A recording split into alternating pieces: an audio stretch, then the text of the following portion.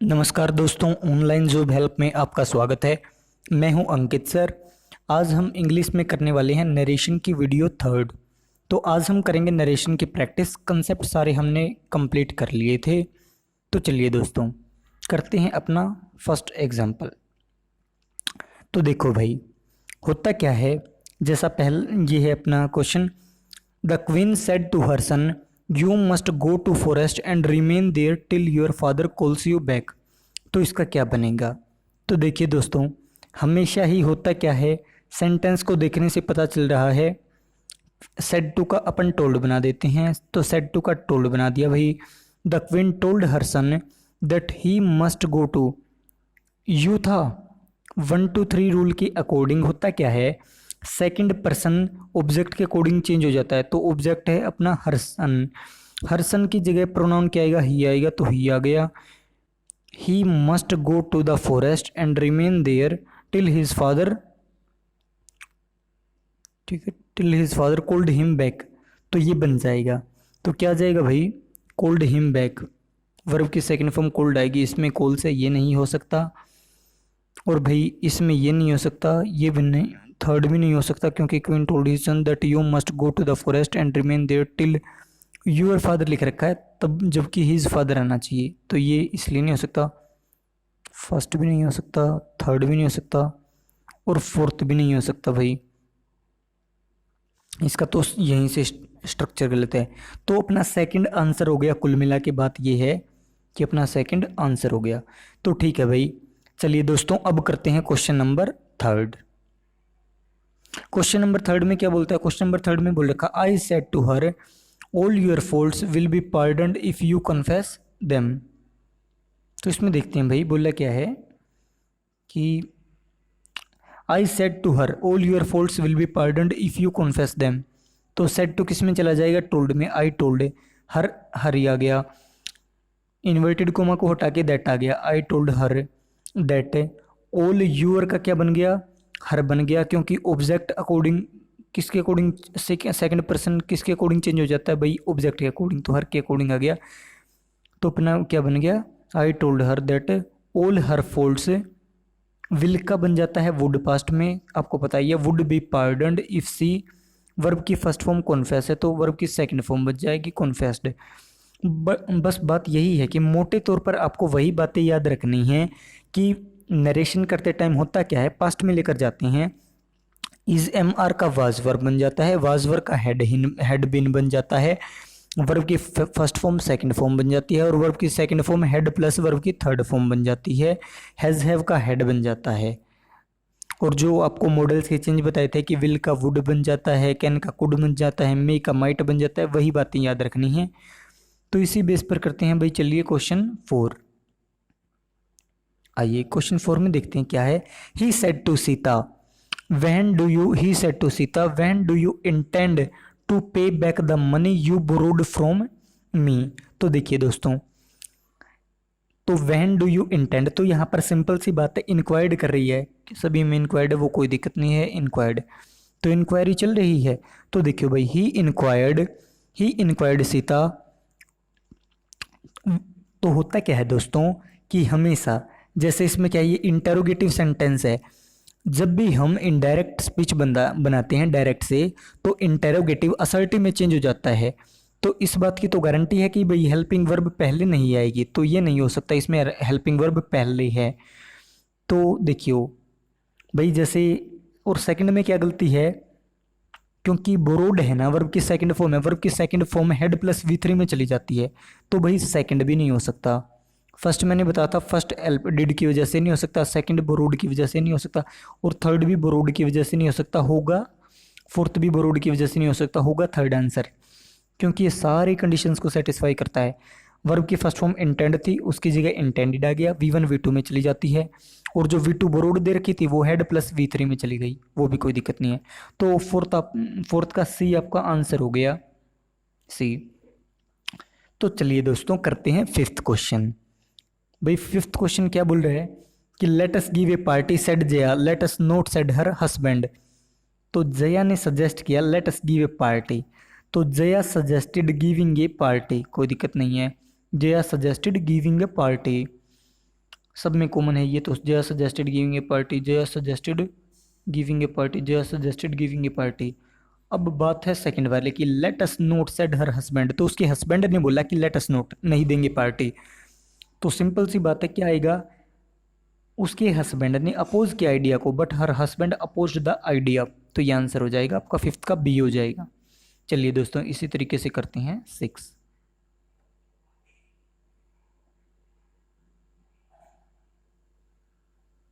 तो चलिए भाई, छठा है अपना, the old man of लेट्यूर said alas my only son is dead. तो सिंपल सी बात है कि भाई कैसी फीलिंग आ रही है, सोरो की फीलिंग आ रही है, तो क्या आएगा, एक्सक्लेम्ड विद सोरो आएगा, exclaimed with sorrow. The old man of लेट्यूर said exclaimed with sorrow that his only son was dead. Is dead है, इज हमारे किस में चला जाता है, वाज वर्ब में, तो इज चला जाएगा वाज में, सन वाज डेड। तो बस हो गया तैयार आंसर, सिक्स्थ का ही आ गया। उसी तरीके से चलिए भाई करते हैं सेवन्थ। अपना सेवन्थ का क्या दे रखा है, सेवन्थ में क्या है, the chief minister said what A terrible disaster the earthquake is. तो वही बात है भाई, the chief minister exclaimed with सोरो, तो एक्सक्लेम्ड विद सोरो आएगा ना, सोरो की फीलिंग शो हो रही है, तो एक्सक्लेम्ड विद सोरो आएगा। किसी में एक्सक्लेम्ड विद सरप्राइज दे रखा है, ये भी नहीं हो सकता। इसमें क्राइड दे रखा है, क्राइड का तो कोई मतलब ही नहीं निकल रहा है यहाँ पे, तो एक्सक्लेम्ड विद सोरो टोल्ड इन पेन, ये भी नहीं हो सकता, तो सी बच गया। आप ऐसे भी दूसरे ऑप्शन एलिमिनेट करके सही आंसर तक पहुंच सकती हैं। बाकी चलिए मैं आपको बताता हूँ कि सी आंसर क्यों है, क्योंकि the chief minister exclaimed with सोरो, यहाँ तक तो आप समझ गए, एक्सक्लेम्ड विद सोरो, उसके बाद इन्वर्टेड कोमा का दैट आ जाएगा भाई। तो यहाँ पर इज था तो अर्थक्वेक वाज हो जाएगा, earthquake was a terrible disaster. Okay, seventh भी हो गया। चलिए भाई एट्थ करते हैं अब। एट्थ का क्या सिस्टम है, many happy returns of your birthday we said. तो वी सेड तो क्या हो जाएगा, विश करिए ना इसमें, many happy returns of your birthday, तो वी विश्ड हिम, सेड नहीं हो सकता, ग्रेटेड नहीं हो सकता, ये और भी तो नहीं आएंगी, प्रेड, प्रेड भी नहीं होता, we wished him many happy returns of his birthday, तो सी आंसर हो गया, कोई दिक्कत नहीं है। नाइन्थ का देखिए भाई, नाइन्थ का, Shankar said to his friend look out there is a snake behind you. तो इसमें क्या किया है, वॉर्न किया है ना अपने दोस्त को उसने, Shankar warned his friend, exclaimed to his friend का तो कोई मतलब ही नहीं है यहाँ पे, और टोल्ड हिज फ्रेंड भी नहीं होगा भाई, और ये सीधा स्विंग स्नेक, ये भी स्ट्रक्चर बिल्कुल ही गलत है। तो हो कौन सा जाएगा, डी हो जाएगा। शंकर वॉर्नड हिज फ्रेंड, अपने दोस्त को उसने वॉर्न किया है, that there was a snake behind him, सारी कंडीशंस को सेटिस्फाई किया, वार्निंग को शो कर रहा है, इज एम आर को वाज वर्ब में चेंज कर दिया, वो भी ठीक है, कोई दिक्कत नहीं है, सब कुछ ठीक है। तो नाइन्थ का डी आंसर हो जाएगा आपका। अब चलिए भी टेंथ करते हैं। टेंथ क्या है, the doctor the patient cried please, तो सेंटेंसेस ये है, पेशेंट चिल्लाया, doctor please tell me how much time I have. तो इसका क्या हो जाएगा भाई, चलिए बताता हूँ आपको। तो भाई इसका हो जाएगा द पेशेंट प्लीडेड, पेशेंट ने क्या किया, प्लीड किया है, रिक्वेस्ट की है, the patient pleaded with the doctor to tell her how much time she had, बस यही हो जाएगा, कोई दिक्कत नहीं है। चलिए भाई अब करते हैं इलेवेंथ। इलेवेंथ में क्या है, so help me heaven he cried I never still again.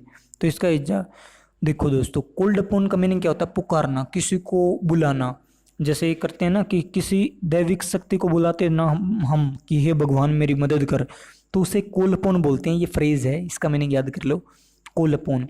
तो ही कोल्ड अपोन, एक्सक्लेम्ड नहीं होगा यार, अकेला एक्सक्लेम्ड ऐसे नहीं आएगा, वांटेड भी नहीं होगा, ये तो ABC तो बिल्कुल ही नहीं हो सकते। अगर आपने थोड़ी सी प्रैक्टिस की है तो आप एलिमिनेट कर लेंगे। He called upon heaven to witness his resolve never to steal again, तो डी आपका आंसर हो जाएगा, इलेवेंथ का डी। तो चलिए भाई ट्वेल्थ करते हैं।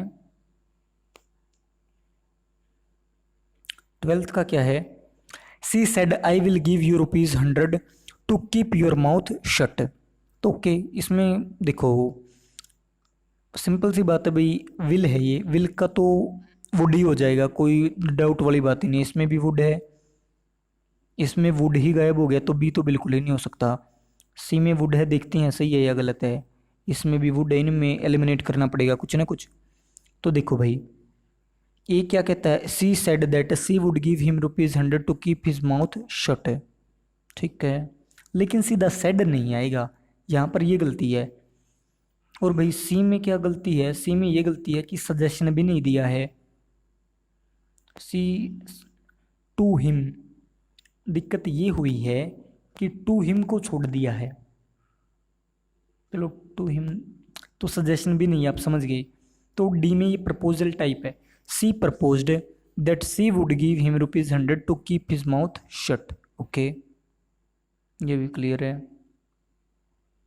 13 का क्या भाई, 13 है अपना, from one of the windows of my flat I can see the Qutub Minar said my friend. तो ठीक है, my friend said from one of the windows of my flat I can see the Qutub Minar. तो इसमें हो जाएगा my friend said that from one of the windows of his flat he. तो can का तो कुड हो ही जाएगा, ठीक है, कोई दिक्कत ही नहीं है, कैन का कुड हो जाएगा। तो ये तो बिल्कुल नहीं हो सकता, इसमें कैन ही कैन रखा गया है। ये भी बिल्कुल नहीं हो सकता, कैन का कैन ही रखा गया है। और ये इसलिए नहीं हो सकता कि ए और सी का कंपैरिजन करके देखो, माई फ्रेंड सेड दैट है तो सेड टू का टोल्ड बनता है ना, यहाँ पे तो सेड है तो सेड दैट आ जाएगा। यहाँ पे तो टोल्ड है तो ये इसलिए टोल्ड की वजह से नहीं हो सकता, सेड टू का टोल्ड बनता है, सेड था तो अकेला सेड ही बन गया। तो 13 का सी आंसर आ गया कुल मिला के। आइए भाई फोर्थ और करते हैं, 14th क्या है अपना, the teacher said to my student why were you absent yesterday. तो why were you absent yesterday the teacher said to the student. तो इसमें क्या है, इसमें क्या हुई है भाई, क्वेश्चनिंग हुई है ना, तो बस तो यही आ जाएगा, इसका डी आ जाएगा ना, क्योंकि क्वेश्चनिंग तो बाकी किसी भी ऑप्शन में नहीं थी। देखो मैं दिखाता हूँ बाकी ऑप्शन, इसमें से किसी में, हाँ पहले दो में तो है भाई, चलो फिर भी देखते हैं। The teacher asked the student where he had been. भाई एक बात नोट करो, मैंने पहले भी बोला था कि इंटेरोगेटिव सेंटेंस का असर्टिव बन जाता है जब इनडायरेक्ट स्पीच बनाते हैं। तो ये इंटेरोगेटिव है तो इसका असर्टिव बन जाएगा, मतलब हेल्पिंग वर्ब सब्जेक्ट के बाद आएगी, पहले नहीं आएगी। तो ये इसलिए नहीं हो सकता, ये भी इसलिए नहीं हो सकता। और वाहे ही हैड बीन आस्क्ड आ गया तो इन आस्क्ड इन यस में, ये इसलिए नहीं हो सकता। तो बच गया ऑप्शन डी। चलो फिर भी ऑप्शन डी बता देता हूँ आपको, एक्सप्लेन कर देता हूँ। The teacher asked the student where he had been absent the previous day. ठीक है, कोई दिक्कत नहीं है, आस्क्ड क्वेश्चन पूछा था इसलिए आस्क्ड आ गया। भाई असर्टिव बनाना है तो हेल्पिंग सब्जेक्ट के बाद हेल्पिंग वर्ब आ गई हैड बिन, वो भी कोई दिक्कत नहीं है। अपसेंट द प्रीवियस डे उसमें भी कोई प्रॉब्लम वाली बात नहीं है। तो 14th हो गया। चलो 15th और देख लेते हैं एक बार। 15th में क्या है अपना, 15th है भाई, the teacher said to Ashok I shall report the matter to the principal if you misbehave again. तो शैल का क्या चला जाएगा आपको पता ही है, पहली बात तो वार्निंग दिया भाई इसने, टोल्ड का तो कोई मतलब ही नहीं निकलता है यहाँ पे। और बाकी क्या है, इसमें वार्नड है, कोई दिक्कत नहीं है। द टीचर वार्नड अशोक है तो वुड तो आएगा, शेल का पास्ट वुड हो जाता है, कोई दिक्कत नहीं है, वुड इसमें है तो ये हो सकता है। इसमें वुड ही गायब कर दिया है, मिसबिहेव के साथ लगा दिया है, तो ये तो बिल्कुल ही गलत हो गया। इसमें भी वही दिक्कत है, तो कुल मिला के आंसर बी हो गया। बी चेक करो एक बार, the teacher warned Ashok that he would report the matter to the principal if he misbehaved again, ये हो गया आपका आंसर। तो ठीक है दोस्तों, नरेशन हमारा कंप्लीट हो गया है। अगर कोई डाउट है तो आप कमेंट बॉक्स में डाल देना, हम रिप्लाई कर देंगे। तो दोस्तों चैनल को शेयर करो, सब्सक्राइब करो, ठीक है, वीडियो को भी लाइक करो और एग्ज़ाम की तैयारी में जुटे रहो, मन लगा कर तैयारी करो भाई, ठीक है। एग्ज़ाम कंडक्ट जरूर होंगे तो ज़्यादा टेंशन वाली बात नहीं है, हम इंग्लिश आपकी बिल्कुल अच्छी तरह से सॉलिड कंप्लीट करवा देंगे, कोई दिक्कत वाली बात नहीं है। तो ठीक है दोस्तों, मिलते हैं अगली वीडियो में, चैनल को सब्सक्राइब करना ना भूलें। और दोस्तों ऑनलाइन जॉब हेल्प में मैं इंग्लिश की फैकल्टी हूँ, तो मुझे आप फॉलो कर सकते हैं। मेरा पर्सनल चैनल है जिंद स्टडी पॉइंट के नाम से, और फेसबुक पर भी फॉलो कर सकते हैं। तो ठीक है दोस्तों, बाय बाय।